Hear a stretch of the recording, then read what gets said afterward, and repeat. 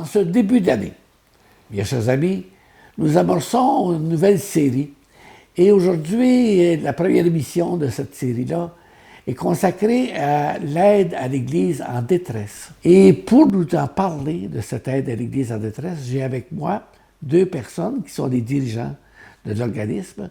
Il s'agit de Mme Marie-Claude Lalonde, qui est la directrice nationale de l'organisme, et M. Mario Barre, qui en est le responsable de l'information et qui sont bien placés tous les deux pour nous en parler. Alors, merci. Merci beaucoup. Bienvenue, Mario.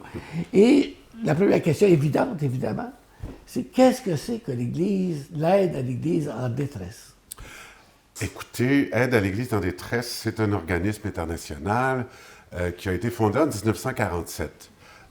Et donc, ça a été fondé d'abord pour secourir des millions de personnes qui étaient réfugiés, qui étaient déplacés après la guerre. Ils fuyaient la mise en place du régime communiste qui avait été mis en place en Allemagne de l'Est. Et donc, en 1947, donc, on a commencé, à la demande du pape Pie XII, un soutien pour ces personnes déplacées qui vivaient dans une situation misérable. Et donc, c'est comme ça que ça a commencé. La mission s'est élargie, mais c'est en 1947 donc que l'organisme a été fondé. Et j'ai apporté des photos, je pense qu'on les a, mais vraiment pour montrer, il y a certaines photos, entre autres, de réfugiés, de déplacés. Donc, vous voyez la misère que les gens avaient. Et ce qui est spécial, Père Sauvageau, c'est que on se retrouvait devant des gens dont les autres Européens ne voulaient pas entendre parler. Quand le fondateur a commencé à récolter des fonds, à collecter des fonds pour ces personnes déplacées, il s'est fait lancer des pierres et les gens lui disaient « Ben oui, mais on ne peut pas aider les gens qui ont détruit l'Europe, qui ont contribué à détruire l'Europe. » Alors, il leur a dit, je paraphrase, là, mais c'était vraiment pour... il y a une mission de réconciliation également, dans le fait, justement, de soutenir ces gens qui étaient déplacés. Et là, on voit des chapelles. Au début, il y avait des chapelles qui avaient été mises en place, des chapelles roulantes, qui permettaient aux prêtres d'aller de village en village, parce que tout était détruit, pour célébrer la messe. Il y a également, au début des années 50, un grand soutien qui a été apporté à l'Église en Ukraine. Alors, on a vu tantôt, là, il y a des icônes qui ont été carrément mises de côté dans des églises. Et l'Ukraine, ça fait depuis les années 50 que Aide à l'Église en détresse s'était rendue là-bas pour constater que les régimes communistes, malheureusement, persécutait les chrétiens. Alors, c'est comme ça que l'organisme a commencé, grosso modo, sa mission d'aide, et elle s'est développée, cette mission d'aide, un petit peu plus au niveau pastoral maintenant. Et d'ailleurs, on a une vidéo qu'on va vous présenter, qui est une courte vidéo, mais qui montre bien tous les aspects donc, de cette mission pastorale. Qu'est-ce que ça veut dire que cette mission pastorale? Alors, écoutons cela, nous voyons les besoins actuels dans l'Église. D'accord. L'aide à l'Église en détresse, ou AED, est une œuvre pontificale dont la mission est claire, bâtir des ponts d'amour et de soutien. Avec 24 bureaux nationaux, près de 5000 projets par année dans plus de 130 pays, nous répondons aux urgences et soutenons ceux qui souffrent. Partout dans le monde, les chrétiens font face à la pauvreté, aux persécutions et à des défis croissants. L'AED est là pour leur offrir une aide concrète et raviver l'espérance au cœur du chaos. Nous reconstruisons des églises où les communautés peuvent se rassembler pour prier. Nous fournissons des moyens de transport aux prêtres, aux religieuses et aux catéchistes. Nous appuyons aussi les médias catholiques et à la publication de livres religieux. Nous soutenons la formation des religieuses et des séminaristes. Inspirés par la croix du Christ, nos bienfaitrices et bienfaiteurs nous permettent d'aider ceux qui ne peuvent plus porter seuls leur croix. Leur foi est mise à l'épreuve, notre amour aussi. Et on continue, on voit là les besoins très, très grands. Hein? Oui, il y a beaucoup de Et besoins. aussi, Oui. on ne pense pas que l'Église, comme ça, est victime de la situation, de la persécution, de la liberté religieuse qui est menacée aussi. Voilà. Ça, c'est un des aspects qui fait partie, j'oserais dire, Père Sauvageau, de notre ADN. C'est-à-dire qu'on informe les gens sur la liberté religieuse. On va en parler plus dans la deuxième émission. Mais vous voyez derrière nous la carte sur la liberté religieuse, qui est très importante, qu'on produit à tous les 2 ans dans un rapport qui est publié depuis 1999. Le plus récent a été publié en 2025. Et ça fait partie aussi de la mission. Tu peux expliquer la carte en question, là, avec les couleurs? Les couleurs en rouge, donc, ce sont les pays qui se retrouvent en situation de persécution religieuse. Il y a la persécution, très grande discrimination également. En orange, ce sont les pays où on observe davantage de discrimination, mais qui sont dans un état où la liberté religieuse n'est pas tout à fait respectée. Alors, ça, c'est la carte 2025, donc de notre Puis en rapport. gris? En gris, ben là, ça va bien.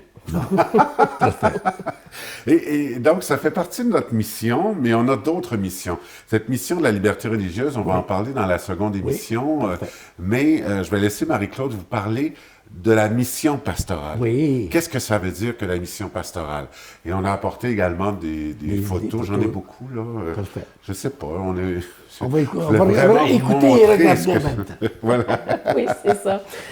La mission pastorale, pour nous, se décline de différentes façons. Ce qu'on cherche à faire, dans le fond, c'est d'aider l'Église à faire son travail lorsqu'elle est dans des conditions soit financières, soit politiques, soit de persécution, qui font en sorte qu'elle ne peut pas faire son travail.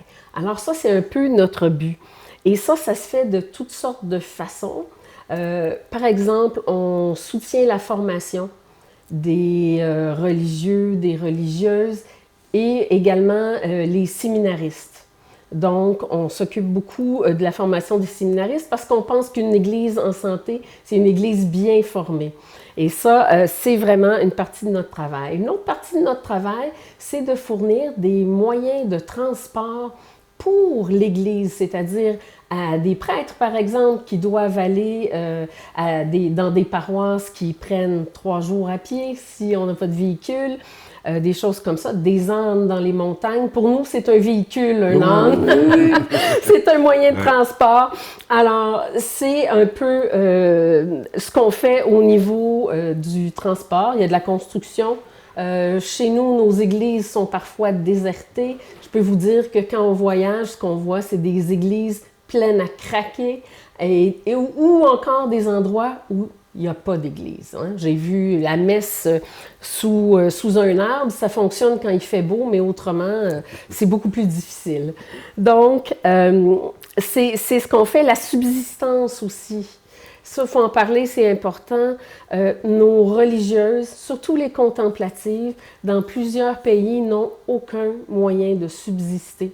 Alors, c'est les bienfaiteurs qui les aident pour leurs besoins quotidiens. On ne parle pas de luxe, là, on parle de choses de tous les jours.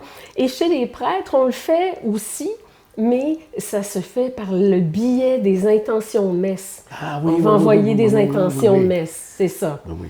On envoie ça à l'étranger. De cette manière-là, bien, une messe est célébrée. Et puis, en même temps, il y a un peu d'aide là, pour ce prêtre-là qui arrive. Parfait. Et pour les intentions de messe,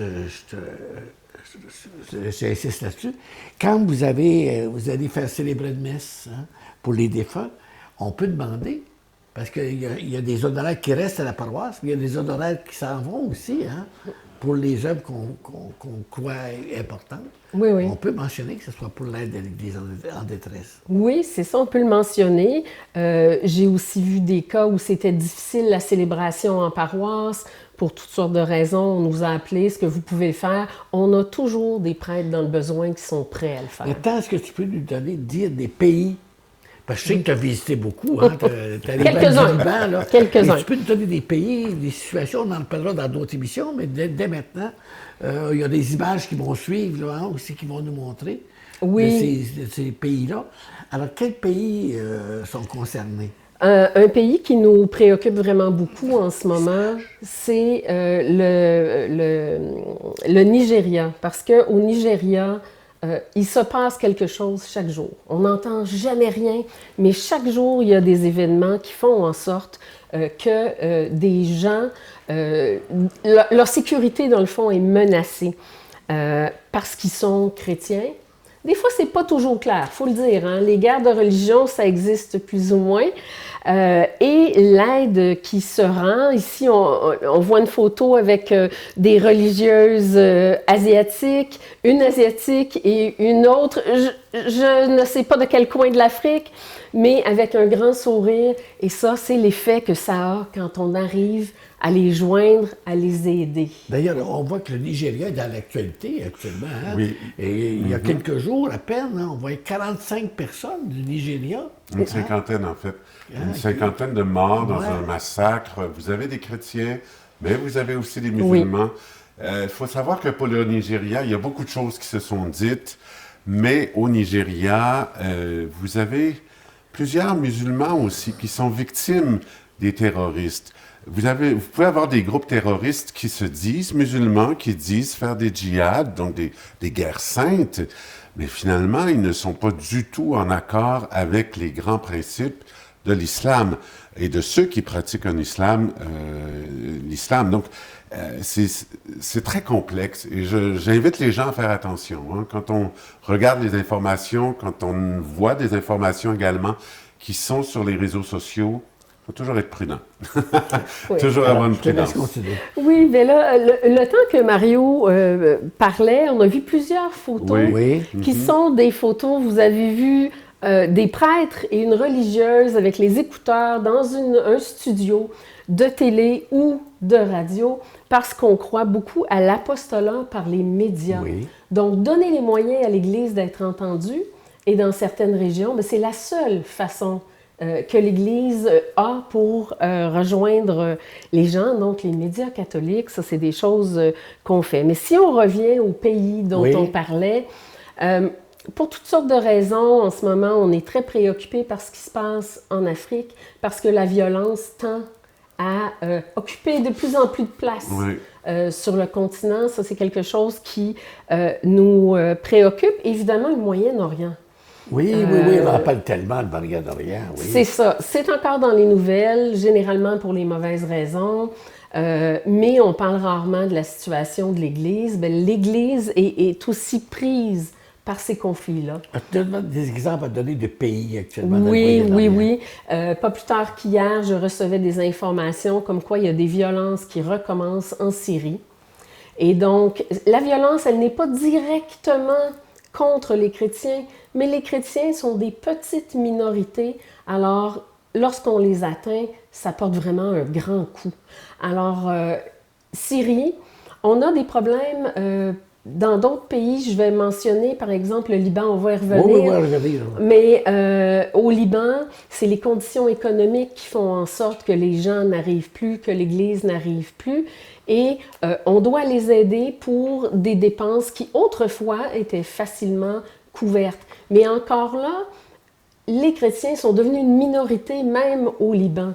Et donc, en tant que minorité, ils n'ont pas toujours les mêmes accès aux aides gouvernementales. Donc, il faut pouvoir aider. On pourrait continuer avec, l'Inde. J'essaie de couvrir différents endroits. Oui, on va sensibiliser à ça. C'est ça. En Inde, il y a eu des violences énormes en 2007-2008 où des hindous ont attaqué des chrétiens. C'était totalement organisé. Ils ont brûlé des villages. Ils ont aussi tué, blessé des gens, malheureusement. Et c'est encore fragile. Il y a des incidents à gauche, à droite, qui nous font dire que le calme est revenu, c'est fragile, et le gouvernement fait tout ce qu'il peut pour mettre de l'huile sur le feu. Marie-Claude et Abbé Sauvageau, je pense.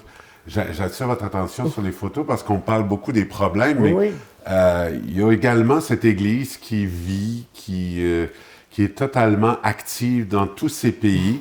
Aide à l'Église en détresse soutient des projets dans plus de 140 pays en moyenne par année, avec plus de 200 millions de dollars. Et donc, le Bureau canadien fait partie de 23 bureaux nationaux qui soutiennent ces projets un peu partout. Là, vous voyez, on a des photos en Amazonie brésilienne, des Capucins, au Pérou, en Amérique latine. Ici, c'est en Papouasie-Nouvelle-Guinée, où vous avez des séminaristes qui se sont habillés dans des costumes traditionnels. Oui. Et donc, c'est vrai qu'on soutient cette Église persécutée, qui est en danger, qui est vraiment dans des situations difficiles, mais il y a également toute cette Église qui est pauvre, tout simplement, qui n'a pas d'argent et qui donc veut vraiment grandir, qui grandit et qui n'a pas les moyens. Il y a plus de monde, finalement, que d'argent qui arrive, souvent. Alors, au Mozambique, ça, voilà, des religieuses qui étaient dans une école. Il faut savoir que les religieuses sont très importantes. Dans plusieurs pays, elles vont être carrément le bras droit du prêtre qui ne peut pas aller partout. Et ça, c'est important. En regardant les photos, c'est une chose qui mentionne, on voit la détresse. En même temps, tu nous parlais, toi, du sourire. Mais la joie, exactement. Les photos qu'on vient de voir. Hein? Exactement. Il y a de la grande détresse, mais de la misère. Il faut que les gens sachent que le résultat direct de leur aide, c'est de la joie, c'est des grands sourires, c'est des gens qui se sentent bien, qui se sentent mieux. Et peut-être qu'on peut le dire, là, mais la plupart du temps, quand on visite des pays étrangers, ils ont cette espèce de peur que le reste du monde ait oublié qu'ils existaient. Voilà, parce qu'ils sont pris dans leur misère et ils ont l'impression que personne ne le sait ou que personne s'en soucie. Alors, quand on arrive à faire des projets dans ces régions-là, bien, c'est vraiment quelque chose de fantastique et c'est un mouvement de joie. Et ce qui est important également, c'est tout le soutien qu'on apporte à la formation. Ça, c'est très important, de plus en plus important. Et je vais vous inviter à regarder une vidéo, environ 3 minutes, sur des catéchistes. Les catéchistes sont très importants dans les pays où l'on a du soutien. Et ces catéchistes, on va vous présenter un couple d'Amazonie brésilienne, un couple qui a connu la drogue, l'alcool, et qui s'est converti, qui a fait une rencontre de Dieu. Alors, et je vous invite à visionner. Voilà.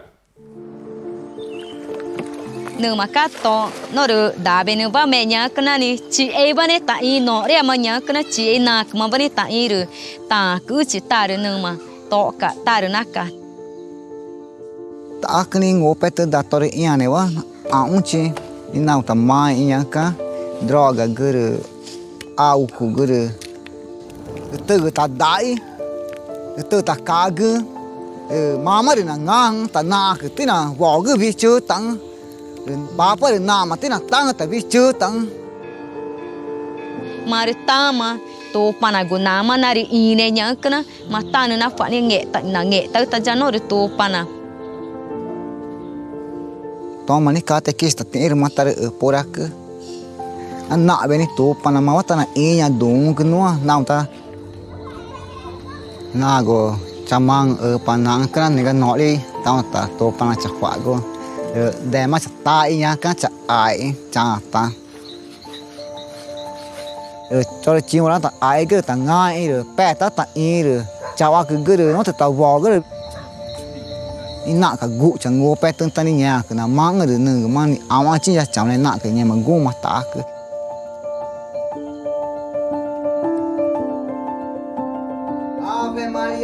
chori inu ba nyu nya ke ga ta tu pana ka cha dau nya chori mang chori me e nya kana chori família ga pe ba primeira comunhão cha crise mare chari matrimônio chari nya ni ma chingi nya ga na gu cha ne catequista chi nyu nya ko to pana chau ka dun me e mari chong me na ri chi ku ya na re trong na taru ore na mata pura ki vei gu da cham ku ta gu mange ta to gu ta vog re nya ma ka na precisa ne tong ku ngu ai pa ai ka ku e tao ma re to ai ka to na re ngu ai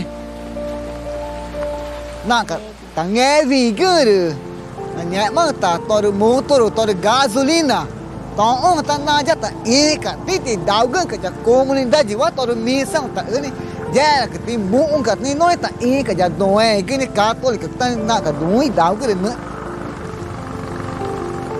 i to ru mu ai pa tang wa nya ka na ka catequista ga ru escola nya ka na ka ta pora cha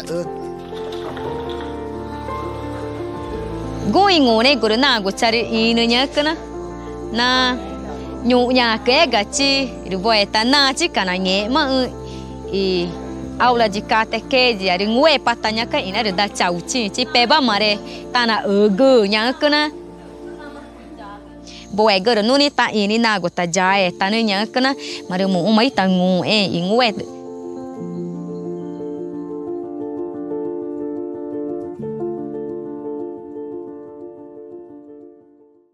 Est-ce que, Mario, maintenant, tu peux commenter un peu ce qu'on vient de voir? Oui, comme je vous ai dit, c'est un couple, en fait, qui est catéchiste et qui fait partie de ce vaste réseau de l'Église un peu partout dans le monde, qu'on connaît peut-être un peu moins aujourd'hui ici au Québec, mais qui est très important dans plusieurs pays, dont l'Amazonie brésilienne. Vous avez vu, ils se promènent en bateau en plus. Ça aussi, ça fait partie des moyens de transport que l'on soutient, donc qui sont des bateaux sur l'Amazonie brésilienne, parce qu'il n'y a pas de route. Donc, la seule façon de se déplacer, c'est en bateau. C'est quasiment l'extrême. Nous autres, ici au Québec, on a tous les moyens, on a toutes les bâtisses, puis souvent, c'est très déserté. Oui. Alors que là-bas, c'est exactement le contraire. Les moyens sont très limités. Et comme tu disais, les églises ou les rassemblements sont très grands. Oui, ils sont courus. Il y a même des gens qui vont marcher 3 heures pour aller à la messe du dimanche. Donc, c'est une réalité qui est très différente. Mario parlait un peu des catéchistes. La réalité des catéchistes est aussi très différente parce que leur rôle, c'est un petit peu plus que juste faire la catéchèse une fois de temps en temps. Leur rôle, c'est vraiment un rôle de soutien d'évangélisation. Et donc, ils vont partir à pied, en bicyclette, en bateau, et ils vont aller dans les différentes communautés, rencontrer les familles, réconforter les familles quand il y a des choses difficiles. Et dans les pays où il y a de la persécution, on parle souvent des prêtres ou des évêques qui sont menacés. Eh bien, il faut savoir que les catéchistes aussi risquent leur vie. Donc, c'est vraiment les catéchistes dans certains pays, je dirais l'épine dorsale. Eux tiennent tout ça alors qu'il y a un prêtre qui fait tout ce qu'il peut, mais on ne peut pas être partout à la fois. Et lui, c'est vraiment l'assistant sur tout ce qui se fait d'évangélisation. Est-ce qu'on pourrait parler, comme nous, ici, comparé avec nos agents pastorales? Oui, jusqu'à un certain point. Oui, jusqu'à un certain point, on pourrait faire le lien à la différence que chez nous, les gens vont vers les agents pastoraux. Et là, ce sont les catéchistes qui vont se déplacer. C'est beau, hein? Pour aller enseigner, pour aller répondre aux questions, préparer pour les sacrements qui viendront peut-être l'année prochaine dans certains cas. Et donc, ils ont vraiment un rôle crucial. Et dans plusieurs diocèses, je me souviens avoir rencontré en Inde des gens qui se formaient pour devenir catéchistes. Et c'est pris au sérieux, hein. Dans certains pays, c'est plus de 3 ans de formation. Et ce qu'on va faire, nous autres, c'est qu'on va soutenir parfois même la construction d'un lieu pour que les catéchistes puissent aller dormir et recevoir la formation, parce qu'on n'est pas, dans plusieurs pays, on n'est pas en voiture, on va être à pied, comme disait Marie-Claude. Oui. Donc, c'est important que ces gens-là soient bien logés quand ils reçoivent leur formation et que leur formation soit faite sur des bases aussi qui sont solides. C'est pour ça qu'on en a vu des constructions dans les images. Oui, c'est ça. Il y en a toujours. Et qu'on en va en voir encore sûrement. Oui. Là. Il y a de la construction qui se fait. J'ai visité un chantier, entre autres. C'est une université donc qui est située aux Philippines et qui permet en fait le dialogue interreligieux. Et ça, on a contribué à la construction donc de cette université. C'est une première. Vous savez, on parle de dialogue interreligieux et aux Philippines, dans le sud des Philippines, dans l'île de Mindanao, c'est une réalité qui doit être prise au sérieux parce que les chrétiens sont en danger. Et vous avez un missionnaire italien qui a pris ça tellement au sérieux que maintenant, il y a une université du dialogue interreligieux qui se spécialise dans le dialogue interreligieux. Donc, c'est super important. Et en tout cas, moi, ça m'impressionne toujours. Ils sont impressionnants. Ils sont impressionnants à voir. Parce qu'ils rencontrent des défis que nous n'avons peut-être pas ici. On a d'autres défis. Mais moi, j'ai trouvé que leurs défis sont carrément de l'ordre de la... J'allais dire de l'innovation, de la conception. Donc, ils doivent s'occuper et à gérer, dans certains cas, des situations sociales également. l'Église est encore très présente au niveau social dans certains pays, étant donné que l'État est déficient. Alors, on doit prendre soin de tout ça. Et, Père Abbé Sauvageau, je veux juste vous dire une chose. Le mercredi 18 novembre de cette année-là, réservez votre date. C'est le mercredi rouge. Oui. C'est le mercredi rouge. D'ailleurs, j'ai quelque chose. Si l'émission est visionnée aujourd'hui et réalisée, c'est parce qu'en 2025, il y avait aussi un mercredi rouge. Oui. Et le mercredi rouge, je peux nous en parler un peu, qu'est-ce que c'est que ce mercredi rouge-là? Oui, le mercredi rouge, dans le fond, c'est un événement qu'on fait une fois par année qui peut prendre diverses formes. Il y a une messe, par exemple, célébrée dans le diocèse de Montréal, dans d'autres diocèses du Québec. Il y en a à Calgary aussi. Il y a des chapelets qui sont restés, tout ça. Et le but, c'est vraiment d'être en solidarité avec les chrétiens qui souffrent. Et pas juste ceux qui ont souffert et qui sont morts, ceux d'aujourd'hui qui souffrent encore. Et on veut montrer notre solidarité et prier pour eux. Et c'est une bonne occasion de parler d'eux. Et si on arrive ici dans le diocèse de Joliette, dans la Naudière, bien c'est grâce à ça, c'est que nous autres ici, à Joliette, à la cathédrale, cette année, on a eu notre mercredi rouge et l'évêque, Monseigneur Corriveau, nous a sensibilisés à cette question-là. Et c'est là que j'ai été rejoint, moi, un peu, sur l'aide de l'Église en détresse. C'est là que vous, l'invitation. C'est le point de contact. Que je vous ai fait. Puis on termine l'émission bientôt. Ce que je peux dire, ce que je retiens, moi, de cette première émission qu'on vient de faire, c'est que souvent, on est un peu pessimiste, nostalgique devant notre Église du Québec et ainsi de suite. Mais quand on vient de voir des images puis l'échange qu'on vient d'avoir ensemble, c'est une source d'émerveillement puis de la foi dans le monde n'est pas éteinte. Hein? On voit tout ça ici, là. C'est une détresse dans un sens physique du terme, matériel du terme. Mais au niveau de la ferveur de la foi, c'est enthousiaste, par exemple. Il y a un enthousiasme à voir ça, cette beauté de la foi dans la misère, par exemple. Hein? Oui. La foi s'épanouit beaucoup dans la misère, il faut le dire. Il faut le dire. Et quand les gens me disent « Ah, on n'a plus de séminaristes », il y en a. Croyez-moi, il y en a. Alors, on termine l'émission, mais je pense que le sujet n'est pas épuisé. Hein? Le sujet n'est pas épuisé. C'est tellement beau et intéressant aussi je vous réinvite pour la semaine prochaine. Et cette fois-ci, on a beaucoup parlé de liberté religieuse, hein, de situation, parce que souvent, les oppressions, les persécutions viennent du fait qu'il n'y a pas de liberté religieuse, il y a un autoritarisme. Alors, la semaine prochaine, on va parler spécialement de ce sujet-là. Alors, merci encore une fois de votre présence. Merci Au beaucoup. plaisir de vous retrouver la semaine prochaine. Merci. Merci.